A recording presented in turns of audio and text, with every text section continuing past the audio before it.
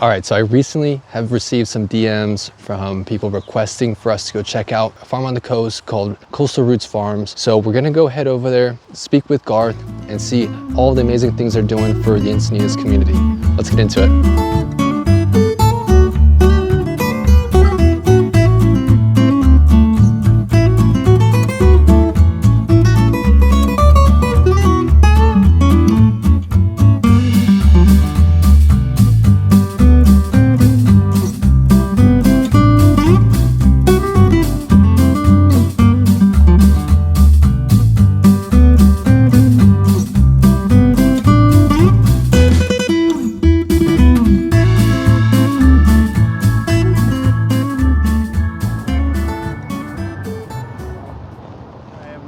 Distribution manager here at Coastal Roots Farm.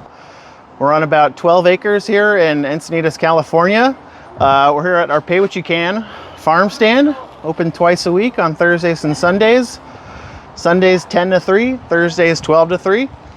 Farm is a nonprofit farm. One of our missions is to address food insecurity and make locally grown fresh organic produce accessible to everyone, specifically regardless of anyone's ability to pay or not. So we use a Pay What You Can system here. How long have you been doing this for? Farm's been operating since about 2014. Okay. So we're going into our 10 years, actually. It's an educational farm.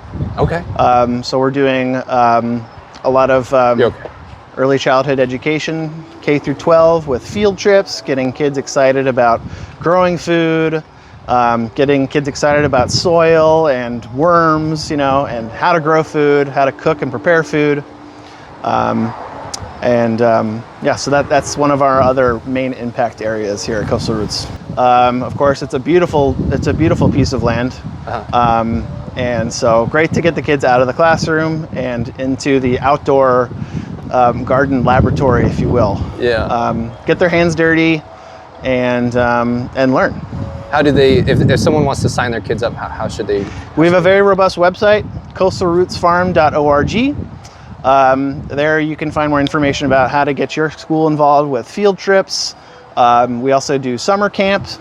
Right now we have a limited spring camp that's happening right now. We have a pretty robust volunteer program as well. All that information you can find easily accessible on our website. And as far as inventory goes, are you guys limited during these winter months, or are you guys have well, we were back in January and February. Most recently, the farm production has really been ramping up. So we have quite a surplus of incredible organic, nutrient-dense foods, lots of leafy greens, lots of roots, carrots, beets, radishes, that kind of thing. It's always great to hear when farmers are not only succeeding, but excelling in producing fresh, locally grown produce for their community. Speaking of leafy greens though, let's check in with True, who is currently harvesting mint as we speak. Let's see what kind of tips and tricks he can give us to bring home to our gardens. I'll find like good pieces that pretty much go down to the base.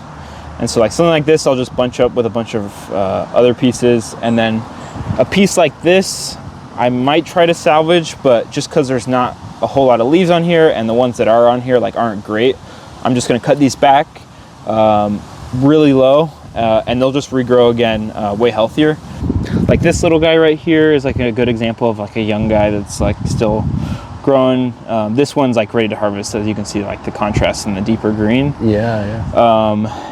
And then like you can tell which ones are dying and which ones we pretty much just want to cut back completely by like a yellowish tint. So like this one here is getting yellowish tint, and you can see like the leaves on the bottom are starting to turn black. I'm going to Cal State San Marcos, majoring in biology with a concentration in ecology. Oh, wow. And a lot of that's kind of based in my Native American roots and just like caring for the land.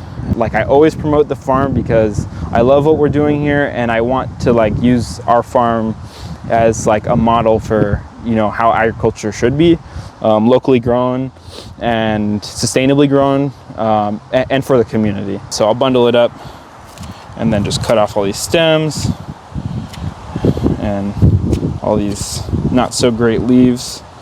Just clean it up a bit, and then those will go into the flip top and then throw it in the cooler. And everything is organic, right? Everything is it's beyond organic, actually. We're certified organic, but we actually use regenerative farming principles and practices, I should say. So a couple of those things would be like rotating chickens throughout our fields, giving the soil time to rest. It's a different way as opposed to more conventional extractive farming style.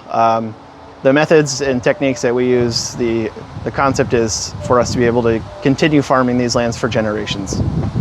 That's amazing. Yeah. That's amazing. Awesome. Well, I appreciate that. I You're appreciate welcome. that Thanks for explanation. coming by.